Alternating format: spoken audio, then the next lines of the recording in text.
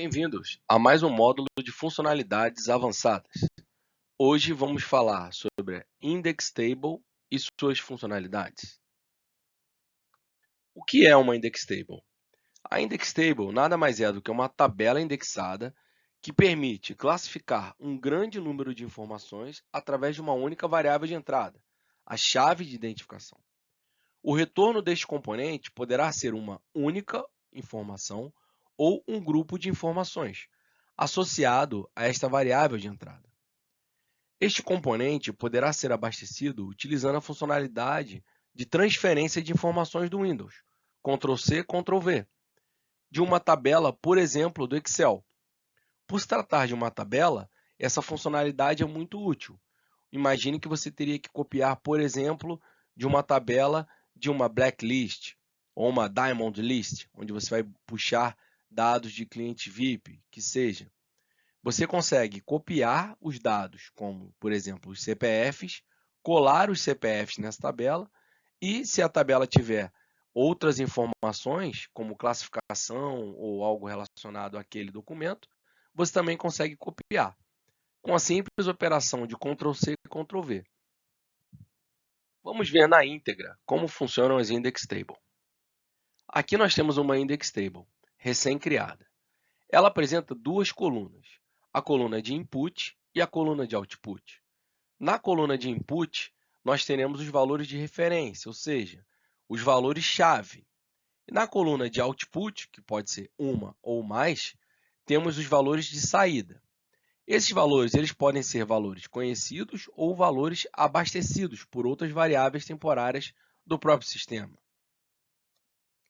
Vamos ver como inserir os dados nas colunas.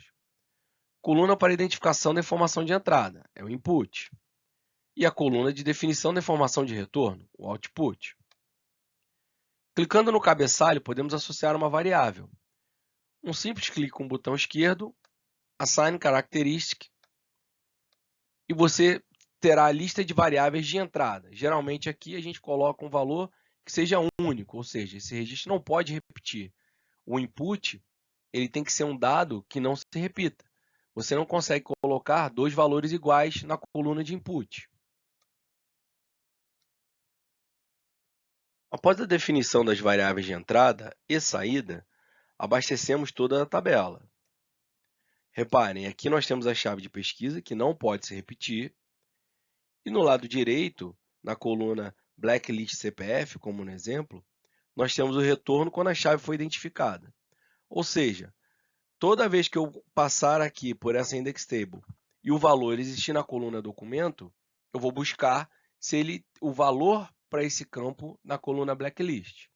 Então, se eu encontrar o documento na coluna documento, eu devolvo o valor S para a minha lista aqui Blacklist. Se eu não encontrar o documento, eu vou devolver por default o N que está aqui.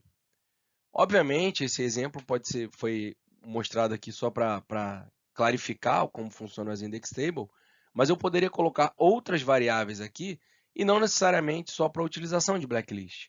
Podemos utilizar como classificações internas, né? Podemos utilizar de várias formas, com dados que são, por exemplo, de um cliente específico, que ele tem esse dado e é de domínio dele, não foi um dado tirado de um birô. Como a tabela pode ser alimentada com Ctrl+C, Ctrl+V, ele pode tirar esse select da base dele e colocar aqui. A utilização recomendada é de até 100, 110 mil CPFs, ou documentos, ou chaves, utilizadas por Index Table, ok?